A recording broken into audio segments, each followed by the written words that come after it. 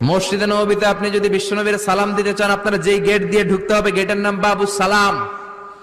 বাবুস সালাম দিয়ে যদি আপনি ঢুকেন, বিশ্বনবীর সালাম দিতে পারবেন। ওইটাই হলো মসজিদে নববীর প্রথম কাতার। লাইনে দাঁড়ালাম, ঢুকলাম।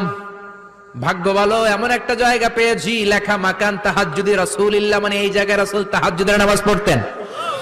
আল্লাহর শুকরিয়া আদায় করে 2 রাকাত সালাত পড়ে আবার প্রথম কাতারে ঢুকে গেলাম। এবার বিশ্বনবীর সালাম দেওয়ার পালা।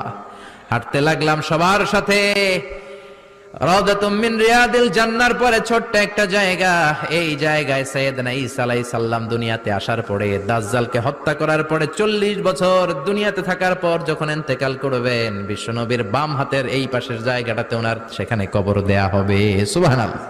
ছোট্ট একটু জায়গা, কবর দেয়া হবে সেখানে। হাঁটতে লাগলাম। এরপরে বিশ্বনবীর কবর, লেখা মুহাম্মদ রাসূলুল্লাহ সাল্লাল্লাহু